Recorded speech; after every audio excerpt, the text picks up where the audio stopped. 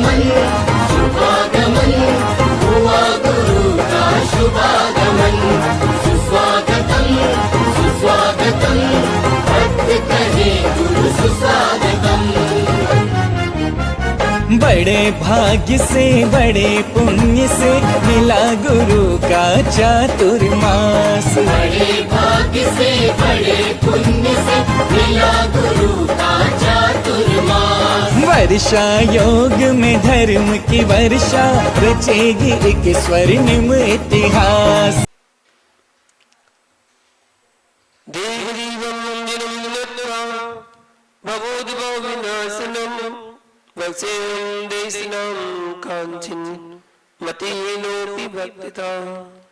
रमो हरिहंताणं रमो सिद्धाणं रमो आयरियाणं रमो वंशायाणं रमो लोये सर्वसाहुणं। बोलो पंच परमेष्ठी भगवान की, आचार्य कुलभद्र स्वामी की, आचार्य गुरु विराग सागर जी महामुनि राज की, चर्यासी आचार्य विशुद्ध सागर जी महामुनि राज की, अहिंसा में विश्व धर्म की।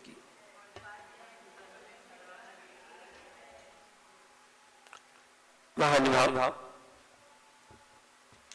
सार समुच्चय ग्रंथ की बात यहाँ पर चल रही है। 21 गाथाएं हो चुकी है, 21 श्लोक।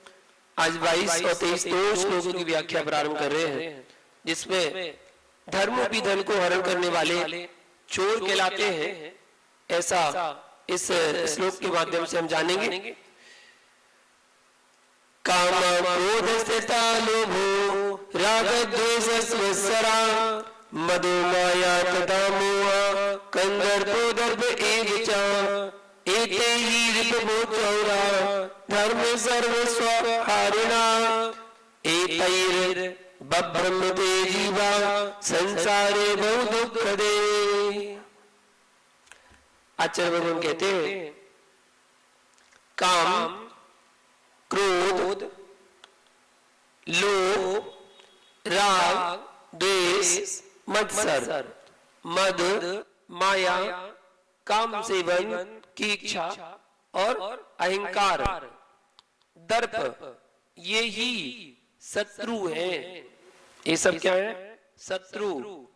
निश्चय से धर्म रूपी सर्व धन को हरण करने वाले ये ही चोर हैं। इन्हीं के कारण यह प्राणी अति दुखदायक संसार में भ्रमण करता है। चोर है चोर, इन सबको चोर कहा गया।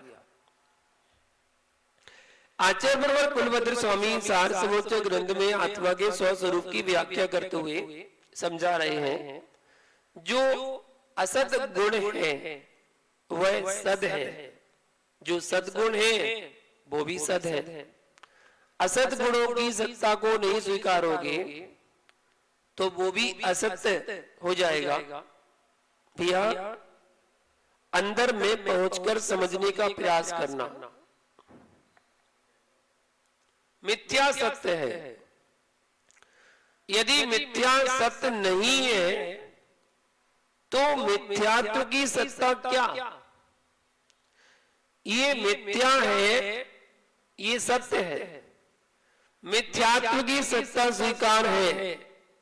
यदि मिथ्या सत्य नहीं होगा तो अनादि से आत्मा में किस गुण के साथ रह रही है?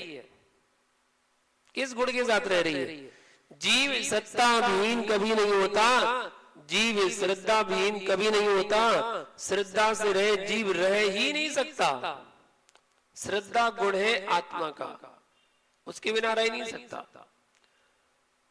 ये जीव श्रद्धा भाव तेरे अंदर में त्रैकालिक है, समझना, परंतु अंतर से होता है, अंतर होता है। जब तक सदगुरु सदशास्त्र सददेव का आलम्बन नहीं लेता है तब तक असद गुरु असद शास्त्र असद देव के आलम्बन में लीन होता है। या नहीं तो वहां, यहां श्रद्धा नहीं है तो वहां श्रद्धा कर रहा है। श्रद्धा बिना तो आत्मा रहेगी नहीं। जब वहां श्रद्धा कर रहा है तो मिथ्यात्व रूप में है, और जब देवी शास्त्र गुरु पर श्रद्धा कर रहा है तो सम्यक रूप में है। पर श्रद्धा के बिना रह नहीं सकता। असत पर जो श्रद्धान है उसका नाम मिथ्या है, सत पर जो श्रद्धान है उसका नाम सम्यक है। श्रद्धा तो है, श्रद्धा ही काम करती है। जितना गहरा मिथ्या ज्ञान होता है वही गहरा मिथ्या ज्ञान उतना गहरा सम्यक ज्ञान हो जाता है। जितना गहरा मिथ्या ज्ञान होता है उतना ही गहरा सम्यक ज्ञान हो जाता है। जैसे गौतम स्वामी को हुआ था, उनका ज्ञान सारा मिथ्या ज्ञान था जब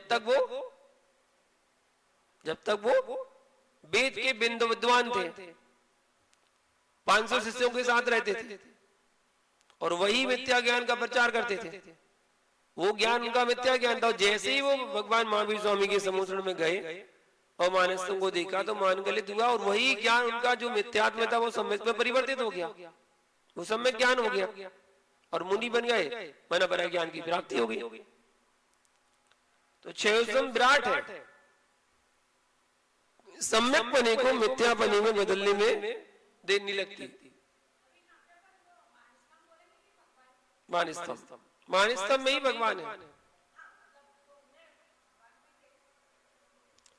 सबसे पहले मानस्तम ही मिलता है, बाद में समूषण मिलता है। 12 समाएं तो बाद में मिलेंगी, सबसे पहले तो समूषण मानस्तम ही मिलेगा। मानस्तम को देखकर ही मान गलित हो गया। जिसकी इतनी ऊंचाई होती है उसको देखकर ही मान गलित हो गया और वहीं से उनको सम्यक की प्राप्ति होना शुरू हो गई। और वो तो वहां पहुंचते पहुंचते बताते हैं, मतलब वस्त्रों को उतार दिया वहीं पर और शिष्यत्व को स्वीकार कर लिया। भगवान महावीर दीक्षा देने थोड़ी आए थे, वो तो अपने समूषण में बैठे थे, दीक्षा देने थोड़ी आए थे। तीर्थंकर के सामने तो शिष्यत्व स्वीकार आ जाता है, शिष्य बन जाते हैं, उनको अपना गुरु बना लेते हैं और खुद शिष्य बन जाते हैं। क्षयोत्तम विराट है ना। मिथ्यात्व को मिथ्यापने को सम्यक में बदलने में देर नहीं लगती, सम्यक पने को मिथ्यापने में बदलने में देर नहीं लगती। ठीक है ना। ज्ञान की प्राप्ति का पुरुषार्थ भिन्न है और सम्यक श्रद्धा की प्राप्ति का पुरुषार्थ भिन्न है। जिस जीव ने 500 शिष्यों की गुरु बने को प्राप्ति किया हो, तर्क, छंद, व्याकरण, न्याय, वेद, पुराणों का ज्ञाता हो, सबका ज्ञाता, और 500 शिष्यों का गुरु हो। तुम उन इंद्रभूति से पूछना, आप ज्ञानी थे, ज्ञानी थे, पहले ज्ञानी स्वीकारिए। वो जीव ज्ञानी था कि नहीं, इसको स्वीकारो। पहले ज्ञानी था कि नहीं? बिल्कुल ज्ञानी था, तब तो 500 शिष्य बने उसके। अज्ञानी थोड़ी शिष्य बन जाएंगे? बिल्कुल ज्ञानी था, सम्यक ज्ञानी नहीं था।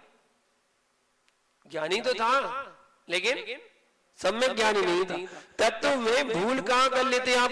सबको आप अभाव में डाल देते हो, जबकि अभाव में डालते रहोगे तो आप अपने विषय की सिद्धि नहीं कर पाओगे, अभाव नहीं कर सकते। जो आपको दिख रहा है वो वही है, जो आपको दिख रहा है वो वही है, तो दिखने वाले का भी अभाव है। भित्ति का एक भाग दिखता है, कोई दीवार हो उसका एक भाग दिखता है, दूसरा भाग नहीं दिखता, एक ही भाग दिखता है। एक भाग दिखता है, दूसरा भाग दिखता है क्या? भित्ति शब्द संस्कृत का है, भित्ति के अपर भाग का अभाव नहीं है। एक भाग दिख रहा है तो ऐसा नहीं उसे दूसरे भाग का अभाव हो गया है, तो है। पूर्व भाग दिख रहा है, इसका तात्पर्य है कि अपर भाग होना ही चाहिए, उसके बिना पूर्व भाव होगा कैसे? जिसका चेहरा है उसका पृष्ठ भी है, जिसका फ्रंट है उसका बैक भी है। जैन तत्व को जैन न्याय से समझिए आप, कठिन मानकर आप लोग छोड़ते गए हो। मेरा उद्देश्य आपको विद्वता दिखाना नहीं है, और कोई भी आचार्य कोई भी साधु का उद्देश्य ये नहीं होता कि मैं अपने आप को विद्वान बताऊं कि मैं विद्वान। आप विश्वास मानिए, वर्तमान की पीढ़ी ने जैन न्याय को समझना तो दूर है, जैन न्याय है भी कि नहीं है इसे भी भूल गए, ये भी भूल गए कि जैन न्याय है भी कि नहीं। आप तो स्पष्ट लिखो जैन न्याय, जैन तत्व विद्या, तो लोगों को समझ में आए, जिसके बिना वस्तु स्वभाव की सिद्धि नहीं होती है, जिसके बिना वस्तु स्वभाव को सम्यक रूपेण जाना नहीं जाता है, उस विद्या को विद्वान लोग, आचार्य भगवान, मुनिगण वर्तमान के चुटकुले के युग में सब छोड़ते चले जा रहे हैं। जैन न्याय की भाषा को भूलते चले जा रहे हैं, लोग भी भूलते चले जा रहे हैं। प्रवचन युग चल रहा है वर्तमान में, पर प्रवचन कहते किसे हैं इसका पता नहीं है। हर दर्शन में प्रवचनों की बहुत भीड़ लगी हुई है। ऐसे ऐसे प्रवचनकार हैं जहां पर लाखों की तादाद में प्रवचन सुनने लोग आते हैं, लाखों की तादाद में।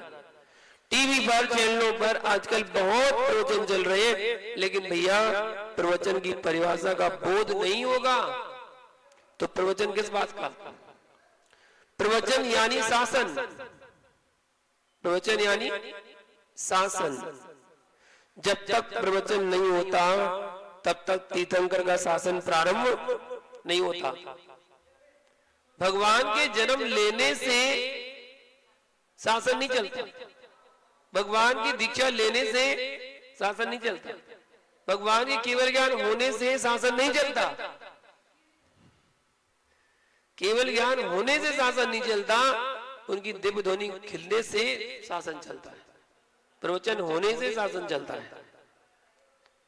प्रवचन यानी शासन।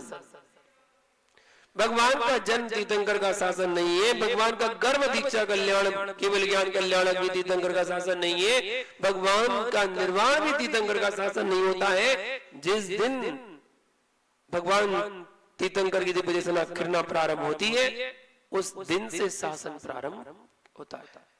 वीर शासन जयंती कब आती है? गुरु पूर्णिमा के बाद वीर शासन जयंती। 66 दिन पहले केवल ज्ञान हो गया था महावीर भगवान को। 66 दिन बाद वीर शासन जयंती के दिन दिव्य ध्वनि खिली, तब से वीर का शासन प्रारंभ हो गया, इसलिए वो जयंती वीर शासन जयंती कहलाने लगी। अहो, हम वीर शासन जयंती मनाते हैं। जैनियों का नववर्ष वीर शासन जयंती है। वीर के जन्म से नहीं, वीर के गर्भ से नहीं, ना ही जन्म से, न तप से, यहां तक कि केवल से भी नहीं। निर्वाण तो बाद में होता है भैया, वीर शासन उस दिन से प्रारंभ होता है जिस दिन से तीर्थंकर भगवान की वाणी खिरी, दिव्य ध्वनि खिरी है। वही प्रवचन है, और प्रवचन जो है उसका नाम शासन, उसका नाम शासन है। जिस शासन में जिन शासन की महिमा ना आए तो वह प्रवचन नहीं, वह प्रवचनाभास है। किसी को गाली देना, किसी की आलोचना करना, किसी के प्रति अपशब्द का प्रयोग करना, ये प्रवचनकारों की भाषा नहीं है, ये अज्ञ प्राणियों की भाषा है, विज्ञों की भाषा नहीं होती है। जो विज्ञ पुरुष होता है वह अरहंत के शासन की महिमा का गुणगान करता है, जिसके तत्वोपदेश को सुनकर मिथ्या दृष्टि जीव के भी जिनेंद्र, जिन गुरु निर्ग्रंथ वाणी पर श्रद्धान बढ़ जाए, उसका नाम प्रवचन है। और जिस भाषा को सुनकर जीव का देव शास्त्र गुरु के प्रति श्रद्धा ही टूट जाए, वह प्रवचन नहीं है, वह प्रवचनाभास है। जब एक समय में 7 राजू गमन करने की सामर्थ्य है, तो ये कौन सा विज्ञ प्रयोग चल रहा है? एक समय में आहार लेने पर स्वर्ग तक ही जा पाएगा, जिस दिन लेना बंद हो जाएगा उस दिन 7 राजू गमन करेगा। समझ में आया? मध्य लोक में हम 2.5 दीप के अंदर रह रहे हैं और 2.5 दीप में यदि मुनि भी बन गया और मुनि बनकर आप एक टाइम 24 घंटे में आहार ले रहे हैं तो एक टाइम आहार लेने से आप केवल स्वर्ग तक ही जा पाओगे। जब सल्ले की ना समाधि करोगे तो कहां जाओगे? बस इससे आगे नहीं जा पाओगे, स्वर्ग तक ही जा पाओगे। और जिस दिन वो एक टाइम भी आहार करना बंद हो जाएगा उस दिन 7 राजू गमन कर जाओगे, मध्य लोक से सीधे ऊर्ध लोक में पहुंच जाओगे, स्थितालय में जाके निवास करोगे। वो है ततोन्यत तदाभासम, जो जैसा होना चाहिए वैसा ना होना, इसका नाम आभास है। प्रवचन जैसा होना चाहिए, अगर प्रवचन वैसा नहीं है तो प्रवचनाभास है। मुनि के जो गुण हैं वो मुनि में होना चाहिए, यदि वो गुण मुनि में नहीं है तो मुनित्व आभास है। जो गुण विद्वानों में होना चाहिए वो गुण विद्वानों में नहीं है तो विद्वानाभास है। जो गुण श्रावक में होना चाहिए वो गुण श्रावक में नहीं है तो श्रावक आभास है। वस्तु नहीं है तो आभास मात्र है। ततोन्यत तदाभासम, ये और इस ग्रंथ के ऊपर प्रमेय रत्नमाला, प्रमेय कंडिका, प्रमेय कालिका और न्याय दीपिका ऐसे महान ग्रंथ हैं, यानी जैन न्याय के भरपूर ग्रंथ अपने पास हैं। बस आवश्यकता है युवा पीढ़ी को उनको समझने की, पढ़ने की, जानने की। गोष्ठी हुई इंदौर में स्वरूप संबोधन ग्रंथ की, आचार्य श्री के शान जैन न्याय के ऊपर। सारे देश के विद्वान आश्चर्यचकित थे। आचार्य विद्यानंद जी मुनिराज के समाचार आए उस समय दिल्ली से आचार्य जी के पास, विशुद्ध सागर जी के पास। विशुद्ध सागर जी, आपने यही काम श्रेष्ठ किया है कि लुप्त हुई विद्या को प्रकट होने के लिए विद्वानों को प्रेरित किया है। 50 विद्वानों के मुख से निकल रहा था, मुनिराज जिस विद्या को मैं भूल रहा हूं, अब आवश्यकता है आप हमारी क्लास ले लो। विद्वानों ने कहा क्लास ले लो। किसने कहा? विद्वानों ने कहा क्लास ले लो।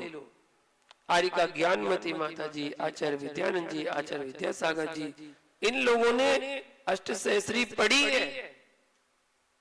जैसे बछड़ा अपनी मां के आंचल से लग करके दूध निकाल लेता है, ऐसे ही गुरु के चरणों में बैठकर जब तक जीवन चल रहा है इनसे रहस्यमय विद्या सीखना चाहिए।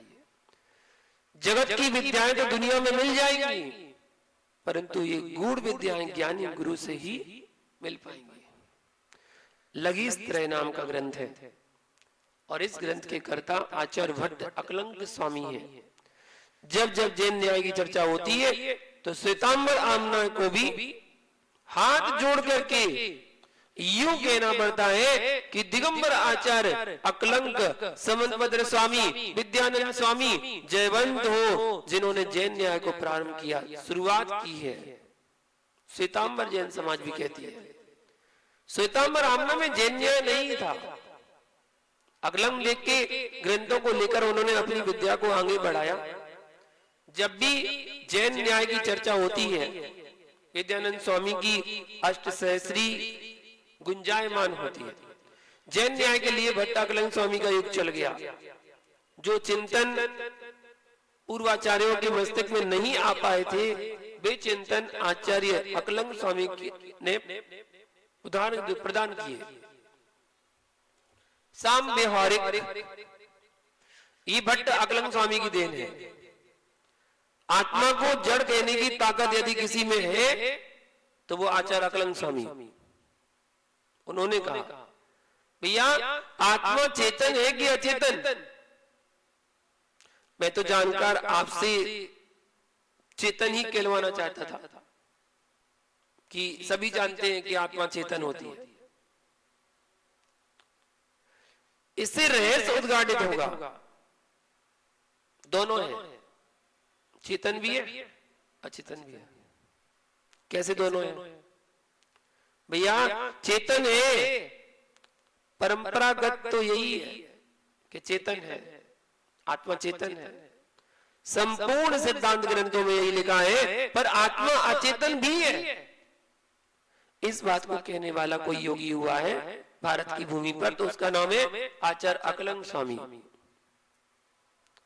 और जब अकलंग स्वामी ने आत्मा को अचेतन कहा, तो कोई यूं नहीं कह सका कि क्यों कह दिया। तर्क और प्रमाण के साथ कहा है ताकि तुम्हारा चिंतन वहीं जाए। बड़े सोच समझ के कहा है। अभी पूरा सुनो, समझो क्यों कहा, कैसे कहा। जब तक नहीं जानेंगे तब तक समझ में नहीं आएगा। भैया जिस भूमि पर उपदेश चल रहा है, आपको मालूम होना चाहिए कि इसके नीचे पानी भरा हुआ है। जहां अपन बैठे हैं उसके नीचे पानी भरा हुआ है। पर ये ज्ञानी, जब तुझे ग्रीष्म काल में प्यास लगती है और दौड़ के आएगा तो भी तुझे पानी को मिलेगा, पानी पीने को मिलेगा नहीं। यहां देखेगा तो पानी पीने को मिलेगा नहीं, पर भरा हुआ है लबालब। किसको नहीं पता पानी नहीं भरा? हर जगह पानी भरा हुआ है, हर जगह लबालब पानी भरा हुआ है। आप जहां खुदाई करोगे वहां पानी निकलेगा, हर जगह पानी भरा भरा है।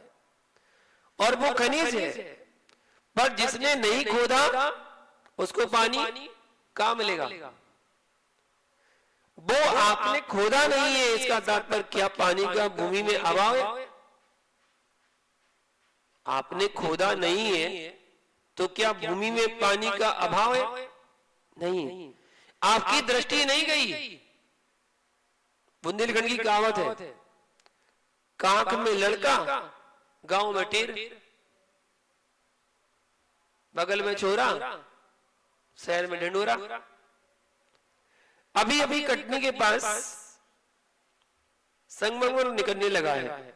4-5 साल हुए, 10-12 साल हो गए। क्या पहले नहीं था? कहीं से भर गया क्या वहां पर संगमरमर? अपने आप भर गया। संगमरमर तो वहां पूर्व से ही था, लेकिन ज्ञान जिसको हुआ, बोले भारत की खोज की है, भारत की खोज। अहो आश्चर्य, जैसे भारत कोई डिबिया हो, सोने की पुड़िया हो। भारत कोई तनिक वस्तु है जो भारत की खोज की है। वो एक व्यक्ति कहता ना, उसने भारत की खोज की है। वास्को डी गामा था, भारत की खोज की है। भैया भारत की खोज किसने की? पुर्तगाल से चला वास्को डी गामा, उसने भारत की खोज कर ली। अरे जिस भूमि पर 3 लोग के नाथ तीर्थंकर हुए हो, जिस पृथ्वी पर नारायण, प्रतिनारायण, बलभद्र, चक्रवर्ती हुए हो, उस भूमि की खोज करने को चला वास्को डी गामा। अरे सीधा सीधा बोल कि तू आज तक भारत आया नहीं था, इसलिए तू भारत आ गया और तू कह रहा है कि मैंने भारत खोज लिया। अब वस्तु की खोज होती है कि वस्तु की खोज होती है? अन्वेषण किसका? इसलिए जगत में कोई भी किसी वस्तु को उत्पन्न करता ही नहीं है, और जो करता है वह सत्य बोलता ही नहीं है। कोई किसी की खोज थोड़ी करता है। वस्तु तो त्रैकालिक है, थी, है और रहेगी। तुमने कहां से खोज कर ली? वस्तु की उत्पत्ति नहीं की जाती है, वस्तु का अन्वेषण किया जाता है। आपको मालूम नहीं था, सीधा सीधा बोल, आप अज्ञानी थे, सो आपको ज्ञान हो गया है। भैया भारत गुम गया था क्या जो खोजा? भारत गुम गया था क्या जो खोजा गया है? इसलिए आजकल बड़ी बड़ी सभाओं से अच्छे शब्द का प्रयोग होने लगा है। पहले लोग बच्चे गुम जाए सो बोलते थे कि लड़का गुम गया है। ये अपने बालक को ले जाओ, लेकिन सबके दिन एक से नहीं होते। देखो तो काला चेहरा चमकने लग गया। सत्यता ये है कि बालक गुम गया होता तो माइक में किसको बुलाया जा रहा है? बालक तो रो रहा है सामने, बालक गुम गया, बुलाया किसको जा रहा है? बालक तो सामने, वो तो रो रहा है माइक पे, वो कहाँ गुम गया? वो तो सामने। बोले इसके माता पिता गुम गए। अब सही हो गया। कौन गुम गया? माता पिता गुम गए हैं।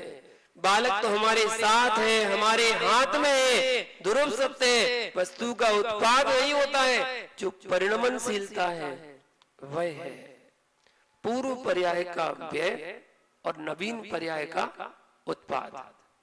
ध्रुव की उत्पत्ति नहीं होती है, पर ध्रुव में परिणमन होता है।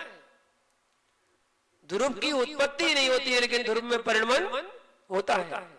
उत्पाद व्यय होता है। उत्पाद व्यय ध्रुव युक्तम सत। ध्रुव तो ध्रुव है। जैन दर्शन सुनिए आप। वस्तु गुमी नहीं थी, वस्तु थी। आपको वस्तु का ज्ञान नहीं था, आपने वस्तु को जाना है। वैज्ञानिकों ने किसी भी द्रव्य का निर्माण नहीं किया। जो खोज कर रहा है उस खोजनहारे का निर्माण नहीं होता है। ये सब वैज्ञानिक लोग हैं। भौतिक वैज्ञानिकों ने जड़ की खोज की है और वीतराग वैज्ञानिकों ने चैतन्य भगवान आत्मा की खोज की है। भारत की भूमि ने यदि किसी को कुछ दिया है तो सबसे बड़ी वस्तु दी है तो आत्म द्रव्य को बताया है। उसमें श्रमण संस्कृति पूर्णता को प्राप्त है। फिर पुनः देखिए, वस्तु को खोजा नहीं जाता, वस्तु होती है। जगदीश चंद्र बसु ने खोज करी, पानी में जीव होते हैं। उसने खोज किया तो पानी में जीव होते हैं कि पानी में जीव थे? वो तो थे ही। क्या खोज की है? जगदीश चंद्र बसु ने खोज की है पेड़ में जीव होता है। पेड़ में तो जीव अनादिकाल से होता है, वो तो वनस्पति का एक जीव है। उनने कौन सी खोज कर ली? वैज्ञानिक कोई खोज नहीं करता है, वस्तु को खोजा नहीं जाता, वस्तु तो होती है। अपने निज के ज्ञान को वृद्धिगत किया जाता है, अपने निज के ज्ञान को बढ़ाया जाता है, तो आपको वस्तु का बोध हो जाता है। जो भगवान नहीं थे, भगवान थे, इसलिए भगवान बने हैं। वो तो भगवान पहले से थे। आत्मा तो पहले से भगवान है। आपने भगवान को खोजा नहीं है। तो जो ये खोज है वास्तविकता में जिसे तुम भूल गए हो, आपका ज्ञान है। अज्ञान का अभाव करके ज्ञान को उद्घाटित करना, बस यही खोज है। इसी को खोज कहते हैं। आप में ज्ञान प्रवेश नहीं कर पा रहा है, इसलिए आपको गुमी लगती है। यदि आपका पेन कहीं गिर गया हो तो तुझे दुख इसलिए नहीं रहा है, यदि मालूम चल जाए कि वहां पर गिरा है तो तेरा दुख समाप्त हो जाता है। जब तक पता नहीं चल रहा है ना कि कहां गिरा है, तब तक दुख हो रहा है। और जैसे ही पता चल जाए कमरे में गिरा है, कोई बात नहीं, मिल जाएगा, बस दुख समाप्त। दुख वस्तु में नहीं है, दुख व्यक्ति में नहीं है। दुख यदि कहीं है तो उसका नाम है अज्ञानता। दुख वस्तु में नहीं है, दुख व्यक्ति में नहीं है। दुख यदि कहीं है तो उसका नाम है अज्ञानता है। इष्ट के वियोग में भी दुख हो रहा है, वो भी अज्ञानता है।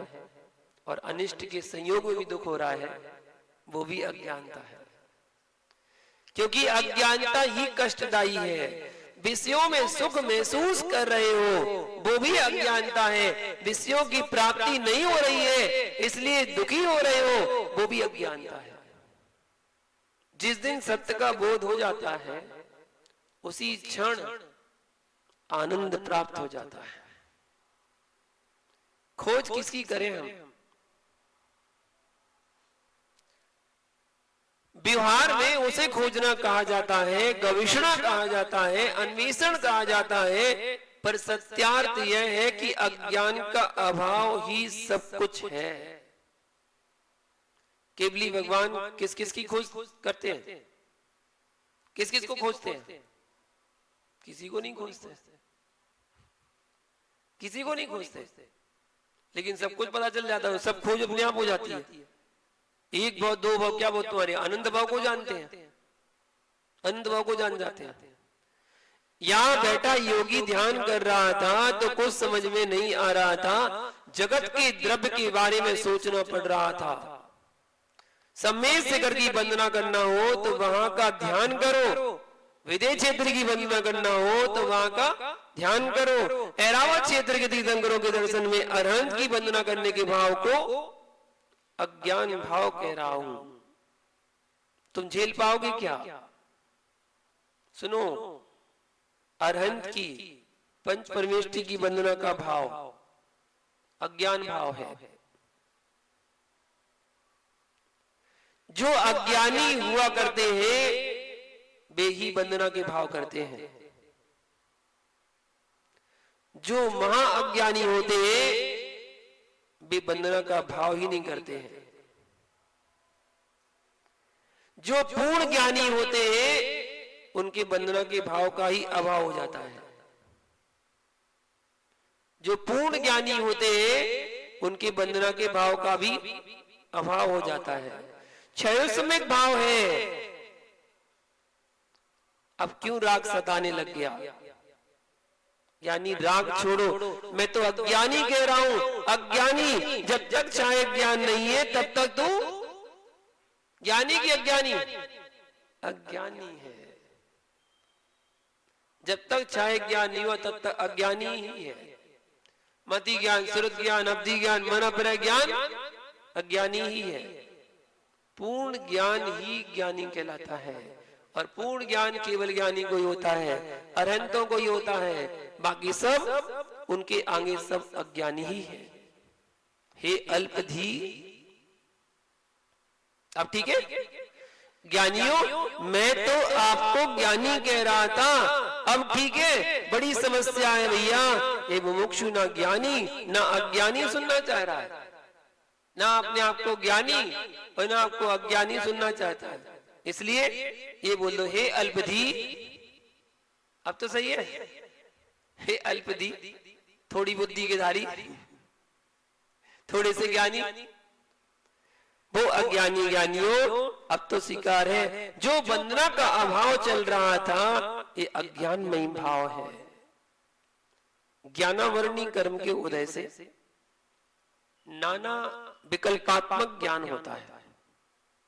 उसके क्षयोत्सम से किंचित ज्ञान प्रकट दिखाई देता है। लेकिन मुझे सिमंदर स्वामी के दर्शन करने के भाव आ रहे हैं। क्यों आ रहे हैं? क्योंकि मेरे सामने नहीं है। भाव क्यों आ रहे हैं? क्योंकि मेरे सामने नहीं है। तीर्थ भूमियों की भावना के भाव आ रहे हैं। किसके भाव आ रहे हैं? तीर्थ भूमियों की वंदना के भाव आ रहे हैं। क्यों आ रहे हैं? क्योंकि मेरे सामने नहीं है। क्यों भटक रहे हो वंदना के लिए? बंधक भाव बंद कर दो, अबंधक हो जाओ और बंधनातीत हो जाओ।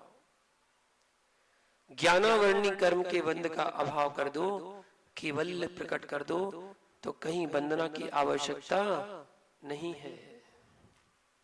जो जो वंदनीय स्थान है वे तेरे ही ज्ञान में झलकेंगे।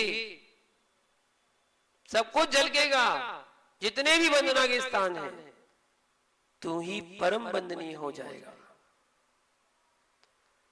स्वयं वंदनीय हो जाएगा। ये ज्ञानी मेरे पीछे कौन है, पास में कौन है, दाईं ओर कौन है, बाईं ओर कौन है, पृष्ठ में कौन है। हे ज्ञानी, मेरे पास इतना समय नहीं कि मैं इधर उधर देखूं। अब आप ऐसा करो कि सभी कोणों पर दर्पण जमा दो। मैं तो मात्र सामने देखना चाहता हूं। एक दर्पण पीछे लगाओ, उसके ठीक सामने एक दर्पण लगा दो, एक दाईं तरफ और एक बाईं तरफ लगाओ। ठीक है, चारों ओर आमने सामने व्यवस्थित कर दो। चारों ओर का पदार्थ मेरी गर्दन को हिलाए बिना मुझे दिखाई देगा। ठीक है भैया, जब कांच की स्वच्छता से सिर नहीं हिलता है, तब ज्ञान की स्वच्छता से सिर नहीं हिलाना पड़ता है। केवली के ज्ञान में त्रिलोकवर्ती, त्रिकालवर्ती संपूर्ण द्रव्यों की गुण पर्याय युगपत झलकती हैं। केवल ज्ञानी को किसी को देखने का भाव नहीं होता, सब कुछ झलकता है। जब देखने के भाव का अभाव हो जाता है, तब सारा युग, संपूर्ण काल, संपूर्ण पदार्थ झलकते हैं। कोई ऐसा ज्ञानी नहीं बचा जो प्रभु के ज्ञान में नहीं आ रहा हो। भैया, अब उनको दुख किस बात का है? कौन उठा रहा है, कौन रख रहा है, सब ज्ञात है, सब कुछ ज्ञात है। दुख किस बात का? भैया, आपको कष्ट इस बात का है कि आपको अपने पीछे के पुरुष को देखने के लिए क्या करना पड़ता है? सिर मोड़ना पड़ता है। अखंड रूप से कथन किया जाए तो सुख ज्ञान मात्र है और दुख अज्ञान है। इतना सा समझ में आ जाए कि ज्ञान सुख है और अज्ञान दुख है। शेष विषय की चर्चा आगे कल करेंगे। आज के लिए इतना ही, आगे कल जानेंगे। जय बोलो शांतिनाथ भगवान की।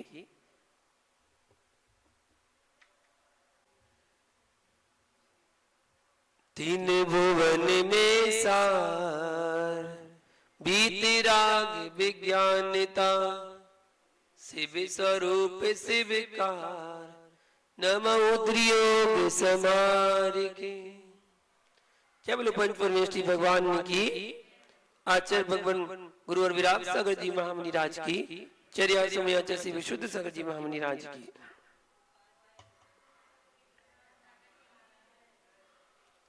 महानुभाव, 6 ढाला की क्लास चल रही है। यहाँ पर तीसरी ढाल चल रही है। तीसरी ढाल में 14वें नंबर का जो छंद है उसको अपन जान रहे थे, जिसमें सम्यक दर्शन की जो 25 दोष रहित होना चाहिए, उन 25 दोषों की व्याख्या यहाँ पर जान रहे थे, जिसमें 8 अंग 8 मद हो चुके थे।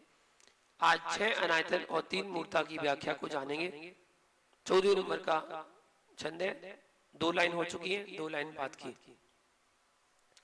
कुगुरु कुदेव कुव्रत सेवक की नई प्रशंसा उचरे है।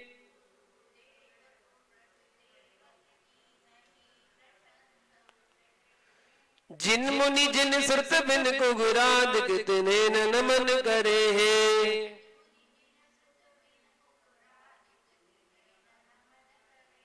हाँ, कुगुरु कुदेव कुव्रत सेवक की नई प्रशंसा उचरे हैं। जिन मुनि जिन श्रुत बिन कुगुराद कितने नमन करे हैं।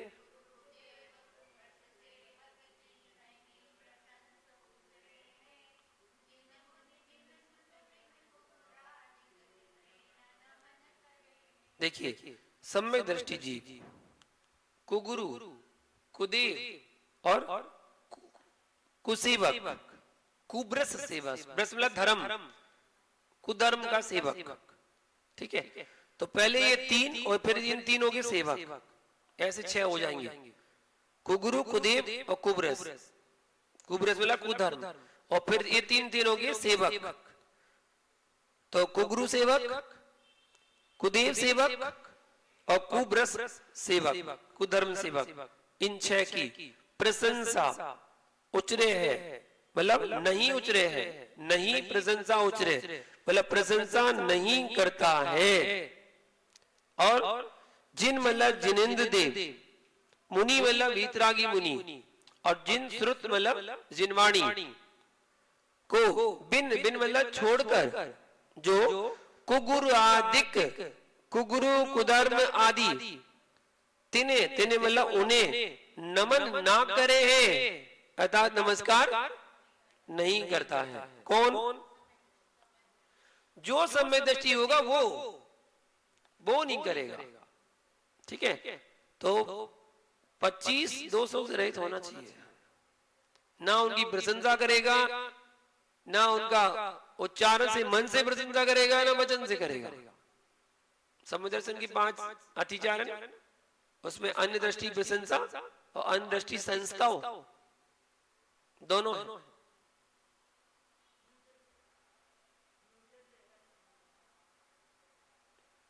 उनसे मतलब ही नहीं है ना, मतलब ही नहीं उनसे। न्यूटन क्या रहेगा? आयतन किसे कहते हैं? सम्यक आदि गुणों को आयतन, ठीक है, घर, आवास, आश्रय, आधार, आश्रय के निमित्त को आयतन कहते हैं। उससे विपरीत अनायतन कहलाते हैं। मिथ्या देव, मिथ्या देवों के सेवक, और मिथ्या तप, मिथ्या तपस्वी, मिथ्या शास्त्र, मिथ्या शास्त्रों के धारक।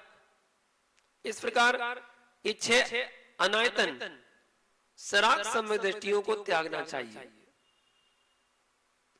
ऐसा द्रव्य संग्रह ग्रंथ की टीका में लिखा हुआ है।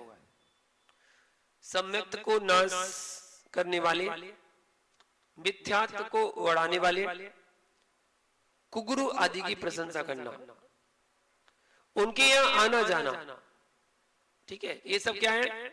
अनायतन। ये अनायतन कहलाता है। कुगुरु अनायतन किसे कहते हैं? कुगुरु अनायतन मिथ्या वेश को धारण करने वाले रागी देशी साधुओं को गुरु मानकर उनकी प्रशंसा करना, कुगुरु अनायतन कहलाता है। कुदेव आयतन क्या कहलाता है? राग देश से मलिन कुदेवों को देव मानकर उनकी प्रशंसा करना, ये कुदेव अनायतन कहलाता है। कुधर्म अनायतन क्या कहलाता है?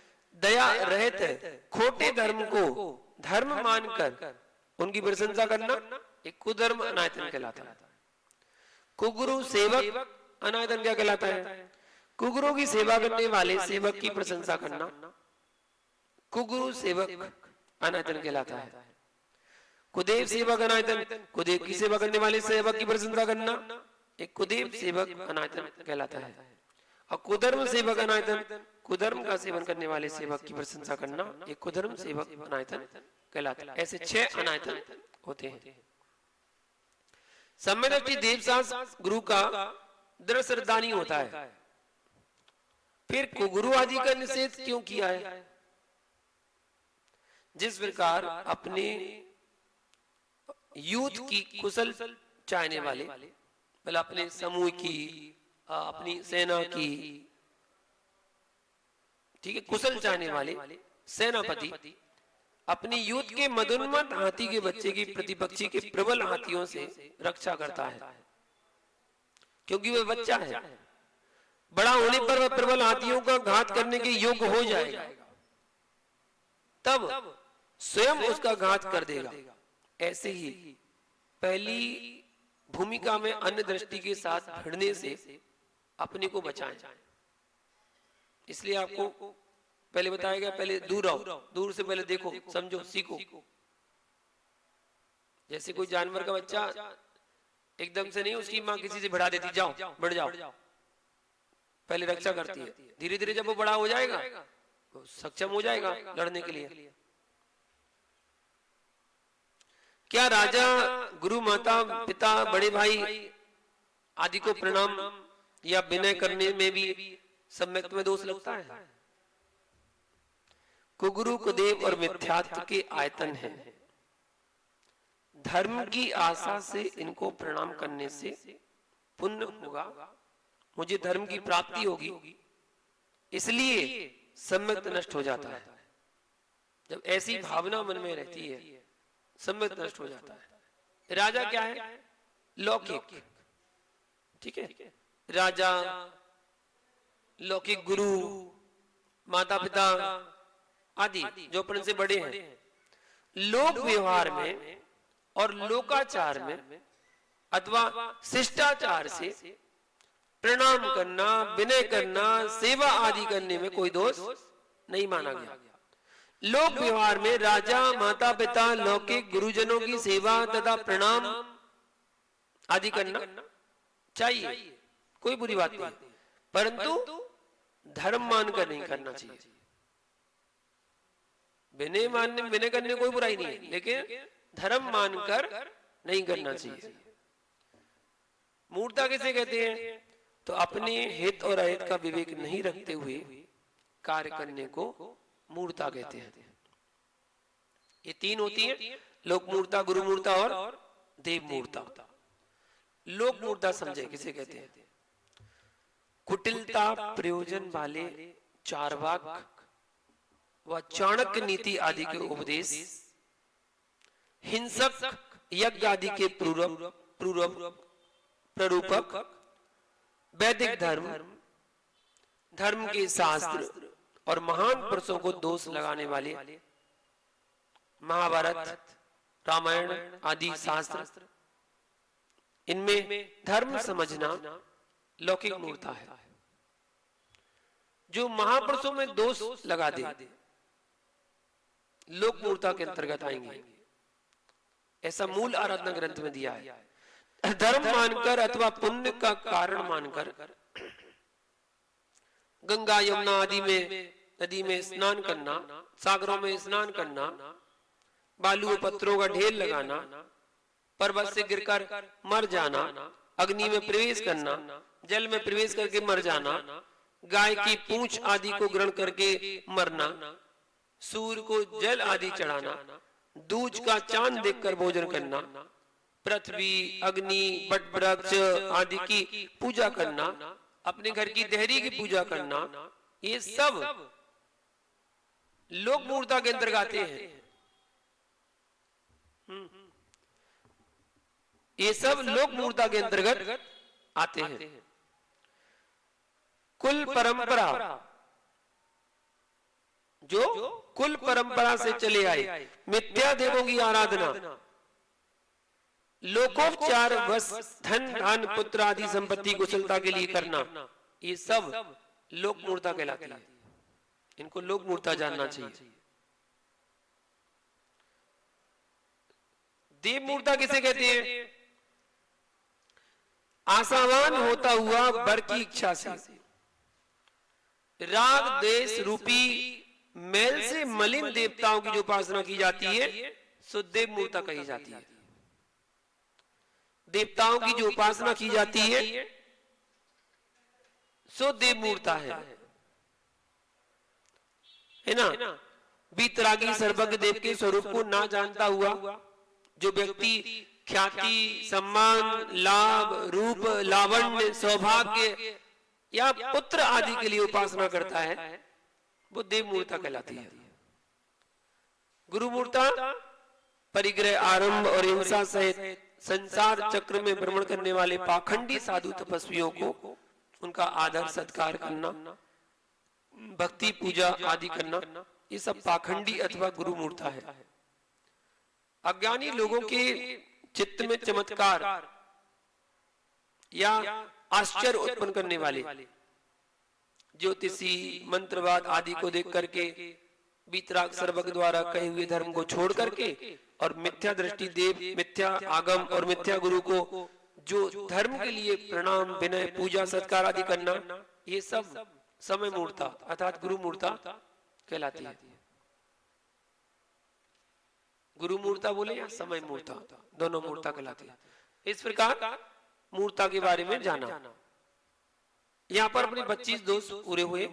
अब आगे जो 15वें नंबर का श्लोक अपन जान रहे हैं, वो अविरत समय दृष्टि की महत्ता व उदासीनता का वर्णन यहाँ पर बता रहा है। आगे पढ़ेंगे 15वां नंबर श्लोक। दोष रहित गुण सहित सुदीजे सम्यक दर्श सजे है।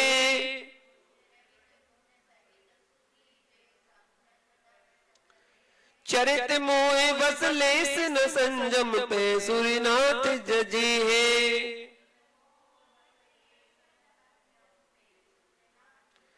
गेही पे ग्रहण में न रचे जो जलते भिन्न कमल है।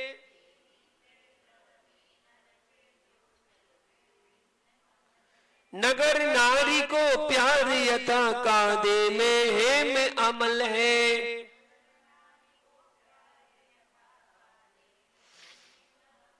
बोलिए एक बार। दोष रहित गुण सहित सुदीजे सम्यक दर्श सजे है। चरित मोहे बस लेस न संजम सूर्यनाथ जजे है। गेही पे गृह में न रचे जो जल में भिन्न कमल। नगर नारी को प्यार यथा कादे में। जी मतलब जो सुधी, सुधी मतलब बुद्धिमान पुरुष। पूर्वोक्त जो हमने दोष पढ़े हैं, दोष रहित मतलब 25 दोषों से रहित और गुण सहित मतलब निसंकित आदि 8 गुणों से सहित। सम्यक दरस मतलब सम्यक दर्शन से सजी है। सजी मतलब भूषित है। उनके चरित्र मोह बस अर्थात अप्रत्याख्यान वर्ण और चारित्र मोहिनी कर्म के उदय से। लेस, लेस मतलब थोड़ा सा, थोड़ा भी। संयम मतलब संयम, ना मतलब नहीं होता, थोड़ा सा भी संयम नहीं होता। किस कारण से? अप्रत्याख्यान वर्ण दशा के उदय के कारण और मोहिनी कर्म के उदय के कारण थोड़ा सा भी संयम उनको नहीं होता है। लेकिन 25 दोषों से रहित होते हैं। पे मतलब तो भी सूर्यनाथ देवों के स्वामी इंद्र उनकी जजे हैं। जजे मतलब पूजा करते हैं, तब भी उनकी देवलोग पूजा करते हैं। वे यद्यपि गेही, गेही मतलब ग्रस्त, यद्यपि वो ग्रस्त है। ते मतलब तो भी ग्रह में, ग्रह में मतलब घर में ना रचे मतलब आसक्त नहीं रहते। घर में रहते हैं लेकिन आसक्त नहीं रहते हैं। ऐसे जीव अवरत समय दृष्टि कहलाते हैं और उनकी महानता में इंद्र लोग भी उनको नमस्कार करते हैं। और क्या बता रहे? उदाहरण कैसे दे रहे? ज्यों मतलब जैसे, कमल मतलब कमल जल में मतलब पानी से भिन्न अलग रहता है। तथा जैसे कादे, कादे मतलब कीचड़, कादे में मतलब कीचड़ में भी हेम, हेम मतलब स्वर्ण, अमल, अमल मतलब शुद्ध रहता है। अगर सोना कीचड़ में भी डाल दो ना तो वो शुद्ध ही रहेगा। 1 दिन 2 दिन 10 दिन बाद भी निकालोगे ना तो शुद्ध ही रहेगा। और अगर सोने की जगह लोहा डाल दिया जाए तो जंग लग जाएगी और सोना शुद्ध ही रहेगा। उनका घर में नगर नारी को, देखिए हमारे जैनागम में मतलब गलत काम करने वालों को भी अच्छे नामों से संबोधन किया गया। नगर नारी किसको कहते हैं? वेश्या को। नगर बधू वेश्या को कहते हैं। और क्या शब्द ढूंढा? नगर बधू, जो एक घर की बधू नहीं है, पूरे नगर की बधू है वो तो। इसलिए वेश्या, वेश्या शब्द अच्छा नहीं लगता, इसलिए नगर बधू। तो नगर नारी को मतलब वेश्या के प्यार यथा मतलब प्रेम के समान, प्यार मतलब प्रेम होता है। जैसे वेश्या का प्रेम होता है वैसे ही सम्य दृष्टि जीव अपने परिवार वालों से प्रेम करता है। मतलब का काम रखता है बस अपने, कोई मतलब नहीं है। वो तो जब कोई आया वेश्या के पास, उसने पैसे लिए, प्रेम किया, खत्म, जाओ, हम तुम्हें जानते नहीं है कौन हो तुम। ऐसे ही सम्य दृष्टि जीव घर में रहता है फिर भी घर वालों से आसक्ति नहीं रखता है, भिन्न रहता है। जैसे कीचड़ में कमल तो रहता है लेकिन वो अलिप्त रहता है, जैसे कीचड़ में स्वर्ण तो रहता है लेकिन स्वर्ण मलिन नहीं होता है, वैसे ही सम्यक दृष्टि घर में तो रहता है, गृहस्थ में तो रहता है, लेकिन वो घर में मलिन नहीं होता है। कौन सा सम्यक दृष्टि जीव देवों के द्वारा पूज होता है? तो जो 25 दोषों से रहित है, 8 गुणों से सहित है, सम्यक दर्शन धारण करते हैं, किंतु चारित्र मोहिनी कर्म के उदय से थोड़ा सा व्रत संयम धारण नहीं कर पाते हैं, तब भी वे देवों के द्वारा पूज्य होते हैं। यहाँ असंयम का क्या अर्थ है? क्या सम्यक दृष्टि सप्तव्यसन आदि का सेवन करता है?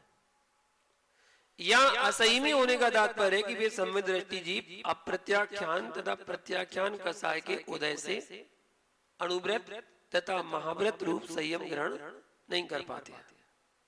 सम्यक दृष्टि जीव सप्तव्यसन त्याग, रात्रि भोजन त्याग, देवदर्शन आदि कुल क्रिया का पालन तो अवश्य करता है, वो तो अवश्य करता है। इसे सम्यक्त्वाचरण कहा जाता है। सम्यक्त्वाचरण मतलब सम्यक पूर्वक आचरण, वो कहलाता है सम्यक्त्वाचरण। और जो भिन्न शब्द जो जानते हैं हम, स्वरूपाचरण, वो स्वरूपाचरण गृहस्थ में नहीं होता, वो तो सप्तम गुण स्थान के बाद होगा, मुनिराजों को ही होगा, श्रावकों को नहीं होगा। जो श्रावक चलते मैं स्वरूपाचरण चारित्र में पहुंच गया, मैं स्वरूपाचरण में पहुंच गया, अपने स्वरूप में आचरण एक गृहस्थ में रहने वाला कैसे कर पाएगा? चौथे गुण स्थान वर्ती कैसे अपने स्वरूप को जान पाएगा? हाँ, सम्यक्त्वाचरण होने में कोई बुराई नहीं है, सम्यक पूर्वक आचरण कर रहा है तो सम्यक पूर्व आचरण तो ये कहलाता है। सप्तव्यसन का त्याग करना, रात्रि भोजन त्याग करना, देव दर्शन करना, अपनी कुल क्रिया का पालन करना, ये सब सम्यक्त्वाचरण ही है। वह सम्यक दृष्टि जीव सम्यक्त्वाचरण का धारक होता है। चारित्र रहित सम्यक दृष्टि जीव इंद्रों के द्वारा पूज्य क्यों होता है? संसार में सर्वश्रेष्ठ निधि यदि कोई है तो वो सम्यक दर्शन होती है। रत्नत्रय में सबसे पूज्य यदि कोई है तो वो सम्यक दर्शन पूज्य है। सम्यक दृष्टि इस जन्म में नहीं तो अन्य जन्म में कभी न कभी चारित्र धारण करेगा, और चारित्र धारण करके नियम से मोक्ष जाएगा। इसलिए चारित्र रहित भी सम्यक दृष्टि जीव की देवगण पूजा करते हैं। बुद्धिमान किसे कहते हैं? जो जीव मनुष्य जन्म पा करके 25 दोषों से रहित और 8 गुण युक्त सम्यक दर्शन को धारण कर ले, बस वही बुद्धिमान है, बाकी सब चल रही है। सम्यक दृष्टि जीव घर में किस प्रकार रहता है? तो सम्यक दृष्टि जीव गृहस्थ में होकर भी घर में रचता पचता नहीं है, वह घर परिवार संबंधियों को अपनी आत्मा से भिन्न जानता व मानता है। जैसे कमल पानी में रहकर भी पानी से अलग रहता है, उसी प्रकार सम्यक दृष्टि का मन घर में रहकर भी सदैव आत्म कल्याण का चिंतन करता है। चारित्र मोह किसे कहते हैं?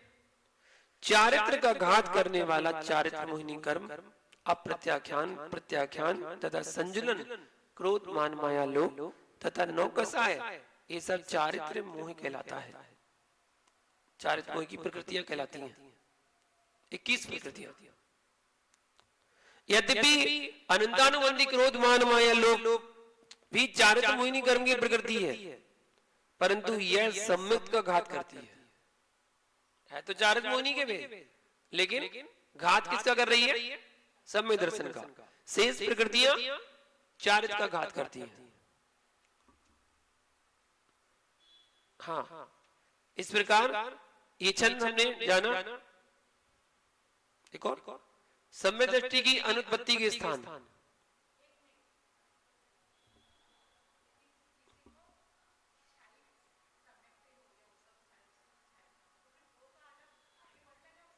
कहां पर हो गया? बिल्कुल बढ़ेगा।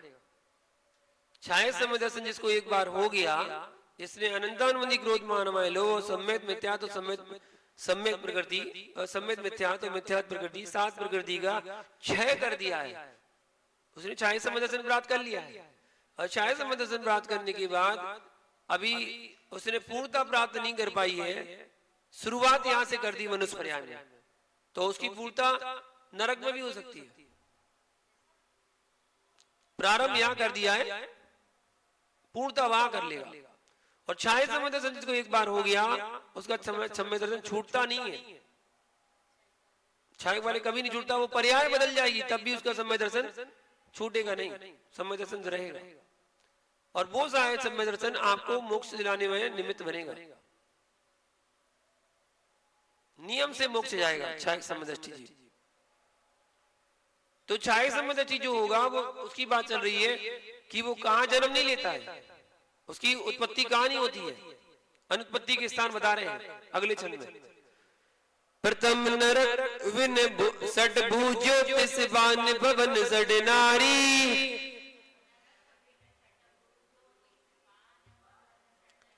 थावर विकलत्र पशु में नहीं उपजत सम्यक धारी,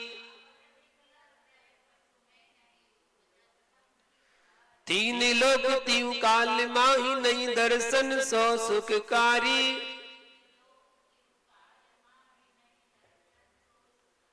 सकल धर्म को मूल यही इस विन करनी दुखकारी,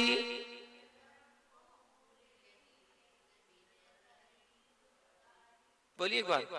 प्रथम नरक विन जड भूजो तिसवान भवन जड नारी, त्रय बस में नहीं उपजत है सम्यक धारी, तीन लोक तीन काल माही नहीं दर्शन सो सुखकारी, सकल धर्म को मूल यही इस विन करनी दुख। सम्यक धारी मतलब सम्यक दृष्टि जीव। प्रथम नरक विन मतलब पहले नरक को छोड़कर, सड भू मतलब शेष, भू मतलब पृथ्वी, शेष जो 6 पृथ्वी हैं, 6 नरक हैं, उन 6 नरकों में नहीं जाता। किसकी बात चल रही है यहाँ पर? छाया की। हाँ, 6 वाला तो चला जाएगा तीसरे में, तीसरे तक जाएगा। यहाँ पहले की बात चल रही है, पहले नरक से आगे नहीं जाएगा। और कहा नहीं जाएगा? ज्योतिष, ज्योतिष देव में नहीं जाएगा, बान वेंत्रों में नहीं जाएगा, भवन भवनवासी देवों में नहीं जाएगा, सड़ षंड मतलब नपुंसक, नपुंसक नहीं बनेगा, नारी स्त्री में भी नहीं जाएगा, थावर 5 स्थावरों में जन्म नहीं होगा, विकलत्र 2 इंद्री 3 इंद्री 4 इंद्री जीवों में जन्म नहीं होगा, पशु में मतलब कर्म भूमि के पशुओं में नहीं उपजत, पैदा नहीं होता है। और फिर 3 लोक मतलब तीनों लोकों में तथा तीनों काल माही, तीनों कालों में दर्शन सो मतलब सम्य दर्शन के समान सुखकारी, सुखदायक नहीं, अन्य कोई नहीं है। यही मतलब यही सम्य दर्शन ही सकल धर्म को, मगर सब धर्मों का मूल, मूल मतलब जड़, सभी धर्मों की जड़ है। इस मतलब इस सम्य दर्शन के बिना करनी मतलब समस्त क्रियाएं कैसी हैं? दुखकारी मतलब दुखदायक है, सभी क्रियाएं दुखदायक है। तो सम्यदर्शी जीव नरक आयु का बंध नहीं करता, परंतु यदि नरक आयु का बंध पहले हो गया और बाद में सम्य दर्शन प्राप्त हुआ, तब वह सम्य दृष्टि जीव मरकर प्रथम नरक के अलावा 6 नरकों में नहीं जाता है। जैसे उदाहरण राजा शरणिक ने नरक गति का बंध किया था, लेकिन बाद में छायक सम्य दर्शन प्राप्त किया, इस कारण वो पहले नरक में आए। 7वें नरक की आयु थी जो पहले नरक में कैसी हो गई? अपकर्षण घट गई और 84,000 वर्ष की आयु उनको मिली। त्रिंश गति में नहीं जाता सम्यदर्शी जीव, त्रिंश आयु का भी बंध नहीं करता। यदि पहले से त्रिंश आयु का बंध कर लिया हो और बाद में समय दर्शन हुआ है, तब वह भोग भूमि में संगी पंचेंद्रिय त्रेंच बनता है। बंद तो त्रेंच गति कर लिया था, लेकिन छायक समय दर्शन के प्रभाव से वह जीव भोग भूमि जाकर त्रेंच बनेगा, कर्म भूमि का त्रेंच नहीं बनेगा, जहां पर किसी प्रकार का कोई कष्ट कोई पीड़ा नहीं होगी। वह समय दृष्टि से कर्म भूमि में अर्थात एक इंद्रिय विकलेंद्रिय अथवा पंचेंद्रिय त्रेंच नहीं बनता है। मनुष्य गति में अगर उसका जन्म हुआ तो हीन कुल, विकलांग, दरिद्र, अल्पायु, स्त्री और नपुंसकों में उत्पन्न नहीं होता। अगर देवगति में गया तो सम्य दृष्टि जीव, भवनवासी, बेंतर, ज्योतिषी देव, ठीक है ना, इन निकायों की और चारों निकायों की देवियां, 3 निकाय के देव और चारों निकायों की देवियों में उत्पन्न नहीं होता, वह मात्र केवल वैमानिक देवों में ही उत्पन्न होता है, देव ही बनता है। क्या प्रथम नरक के नीचे सम्य दृष्टि जीव नहीं होते? 7 नरकों में सम्य दृष्टि जीव हो सकते हैं, 7 नरकों में सम्य दृष्टि जीव हो सकते हैं, परंतु विशेषता यह है कि प्रथम नरक के नीचे सम्यक दर्शन सहित जीव उत्पन्न नहीं होते, सम्यक दर्शन सहित नहीं होते। वहां जीव नियम से मिथ्या दृष्टि ही उत्पन्न होगा, बाद में उपसम और या क्षयोपसम सम्यक प्राप्त कर सकता है, बाद में कर सकता है। लेकिन अगर छाया सम्यक दृष्टि होगा तो वो सम्यक के साथ ही जन्म लेगा, तो पहले स्वर्ग में, पहले नरक में, इससे आगे नहीं जाएगा। क्या कर्म भूमि के त्रेण सम्यक दृष्टि नहीं होते? कर्म भूमि के संगी पंचेंद्रिय त्रेण सम्यक दृष्टि भी होते हैं तथा अणुवृत्ति भी हो सकते हैं, परंतु कर्म भूमि त्रेंच में नियम से मिथ्या दृष्टि जीव ही उत्पन्न होगा। उत्पत्ति के बाद वह सम्यक को प्राप्त कर सकता है। क्या मनुष्य गति में नपुंसक व स्त्रियों को सम्यक दर्शन नहीं होता?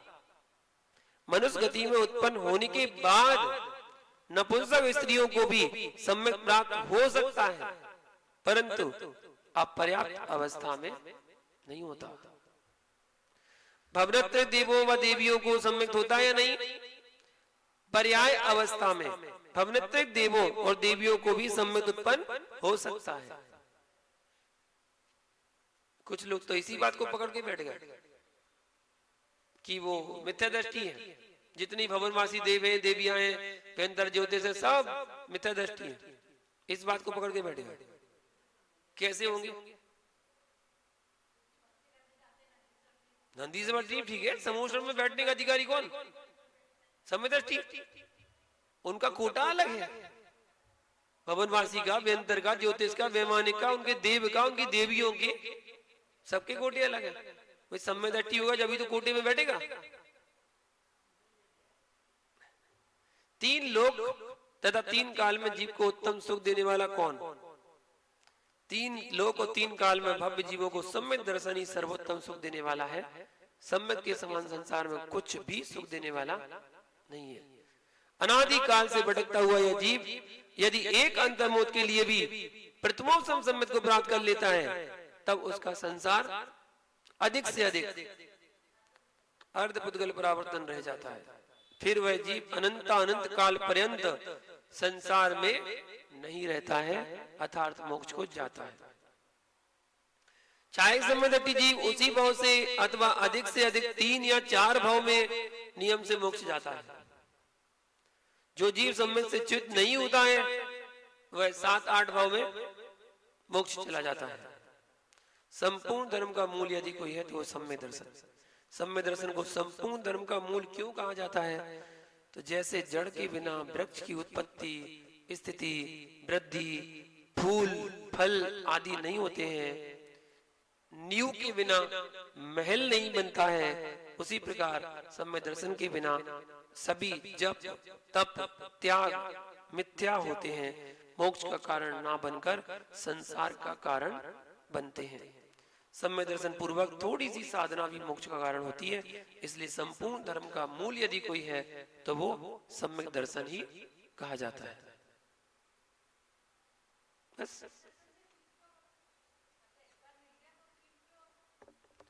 उत्कृष्ट स्थिति जो समय है ना, प्रथम संयत का 48 मिनट है हाईएस्ट उत्कृष्ट।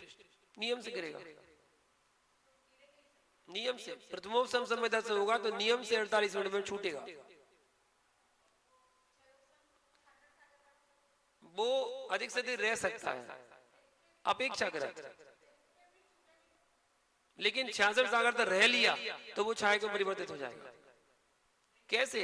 मनुष्य पर्याय में जन्म लिया, आयु पूरी होगी, फिर 22 सागर की आयु लेकर स्वर्ग में गया, फिर मनुष्य पर्याय में आया, फिर जन्म लिया, आयु पूरी की, फिर 23 सागर में जन्म लिया, फिर वहां से मरण हुआ, देव आयु पूरी करके फिर मनुष्य में आया, फिर मनुष्य करके फिर देव में गया। तो 21 सागर, 22 सागर, 23 सागर, ऐसी 66 सागर की आयु वहां पर देव में भोग सकता है। एक अंतिम काव्य रह गया है तीसरी ढाल का, करेंगे, समाप्त हो जाएगी तीसरी ढाल। ले मोक्ष मार्ग में सम्यक का स्थान और अंतिम उपदेश इसे बता रहे हैं। मोक्ष महल की प्रथम सीढ़ी या बिन ज्ञान चरित्रा,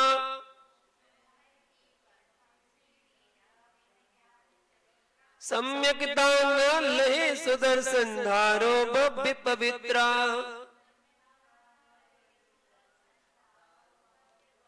दौल समझ सुन चेत सयाने, काल वृता मत खोवे।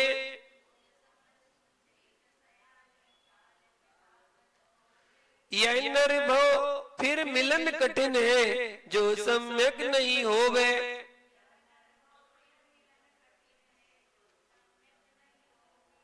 बोलिए।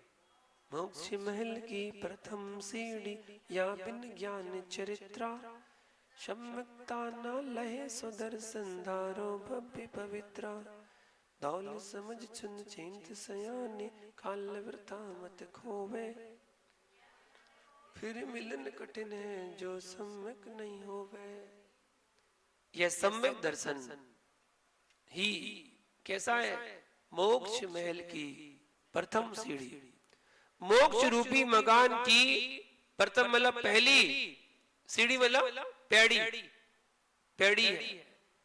या बिन मतलब इस सम्यक दर्शन के बिना ज्ञान चरित्रा, ज्ञान और चारित्र सम्यक्तता न है, अर्थात सत्यार्था नहीं पाते।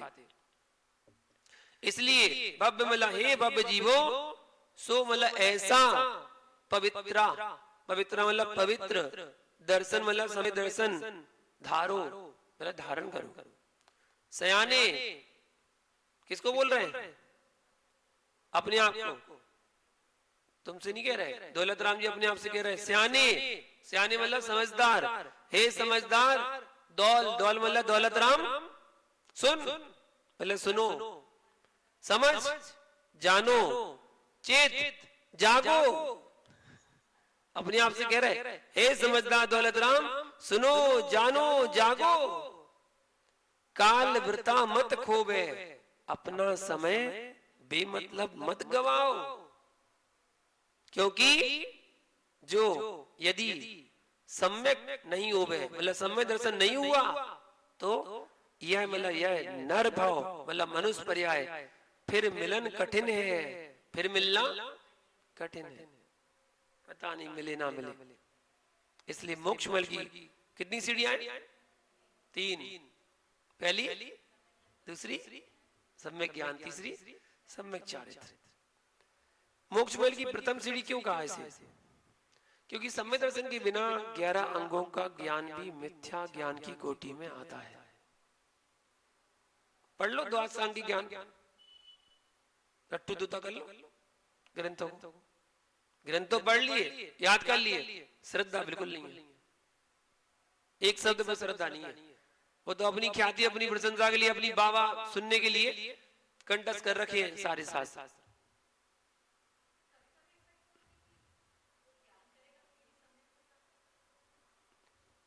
ज्ञान तो होगा ना, ज्ञान पर श्रद्धा होगा। आप जब जानोगे तभी तो श्रद्धा बनेगी, ऐसा भी जरूरी है। जरूरी है, वो भी जरूरी है। जब आप सुनेंगे, जैसे उसमें उपदेश चल रहा है, अब आपको श्रद्धा बिल्कुल नहीं है, लेकिन फिर भी उपदेश चल रहा है, उपदेश में कोई बात ऐसी लग गई आपको, श्रद्धा बैठ गई। पहले तो अज्ञान में ही थे, पहले तो अज्ञान में ही थे, वो ज्ञान भी आपका अज्ञान था, लेकिन उसके बाद वो सम्यक ज्ञान में परिवर्तित हो गया, सम्यक दर्शन के साथ। तो सम्यक दर्शन के बिना 11 अंगों का ज्ञान भी मिथ्या ज्ञान की कोटि में आता है। तथा मासोवास, महीने भर के उपवास, उग्र उग्र तपस्या, महाव्रत धारण, सभी मिथ्या चारित्र की कोटि में आते हैं। सम्यक दर्शन से सहित सप्त व्यसन त्याग, अष्ट मूल गुण धारण भी सम्यक चारित्र है, तथा अष्ट प्रवचन मात्रिका का ज्ञान भी सम्यक ज्ञान है। अतः ज्ञान और चारित्र को सम्यक बनाने वाला सम्यक दर्शन है। इसलिए सम्यक दर्शन मोक्ष महल की प्रथम सीढ़ी कहा जाता है। सम्यक दर्शन के साथ पवित्र शब्द का क्या अर्थ है? 8 अंग सहित और 25 दोष रहित निर्दोष सम्यक दर्शन धारण करने का उपदेश दिया गया है। इसलिए उसमें पवित्र शब्द का अर्थ निर्दोष शब्द यहाँ पर लगाया गया कि निर्दोष सम्यक दर्शन होना चाहिए, कोई अतिचार, कोई दोष नहीं। 5 अतिचार होते हैं सम्यक दर्शन के। आचार्य उमा स्वामी ने बताया तत्पार सूत्र में, शंका, कांचा, विचिकित्सा, अनदृष्टि, प्रशंसा और अनदृष्टि संस्थाव। जिनेंद्र भगवान के द्वारा कहे गए पदार्थों में संदेह करना, शंका, सांसारिक सुखों की इच्छा करना, कांचा, दुखी दरिद्र जीव और रत्नत्रय से पवित्र मुनियों को देख करके ग्लानि करना, विचिकित्सा, मन से अन्य धर्मों तथा धर्मावलंबियों की सराहना, अनुमोदना करना, अनदृष्टि प्रशंसा, और वचनों से अन्य धर्म और धर्मावलंबियों की स्तुति करना, ये अनदृष्टि संस्थाव कहलाता है। पंडित दौलत राम जी किसे संबोधन करके उपदेश दे रहे हैं? अपने आप को। ज्ञान अथवा धर्मोपदेश स्वयं के लिए ही होना चाहिए, दूसरे के लिए नहीं होता। पंडित दौलत राम जी स्वयं को ही संबोधन करके कह रहे हैं, हे समझदार दौलत राम, हे समझदार दौलत राम, तुम उस सम्यक दर्शन के बारे में सुनो, समझो तथा सोते मत रहो, चेत जाओ, जाग जाओ और सम्यक दर्शन को धारण करो। इस मनुष्य भाव के समय को व्यर्थ मत गवाओ। यदि इस मनुष्य भाव में तुमने सम्यक दर्शन प्राप्त नहीं किया तो यह नर भाव पुनः मिलना अत्यंत दुर्लभ है। इसलिए आज ही सम्यक दर्शन धारण करो। तीसरी डाल को पढ़कर हमने क्या जाना, क्या सीखा? तीसरी डाल को पढ़कर हमारे अंतरंग में ऐसा बोध जागृत हुआ है कि आत्मा का हित सुख में है और वह सुख मोक्ष है, तथा मोक्ष महल की प्रथम सीढ़ी सम्यक दर्शन है। समस्त जिन धर्म का सार सम्यक दर्शन है। इसलिए हमें सुखी होने के लिए 8 अंग सहित 25 दोष रहित निर्दोष सम्यक दर्शन को आज ही धारण करना चाहिए, जिससे हमारा यह मनुष्य जन्म भी सार्थक हो सके। इसी भावना के साथ ये तीसरी ढाल यहाँ पर पूरी हुई। कल चौथी ढाल प्रारंभ होगी, जिसमें सम्यक ज्ञान का लक्षण प्रारंभ होगा। सम्यक दर्शन का वर्णन पूर्ण, अब सम्यक ज्ञान का लक्षण शुरू होगा। अथ प्राणी स्वाध्याय निष्ठाम पूर्वाचार्य कुल सकमचार्थम भाभु जगन्नाथ समेतम श्री सुरत भक्ति का संग्रहम।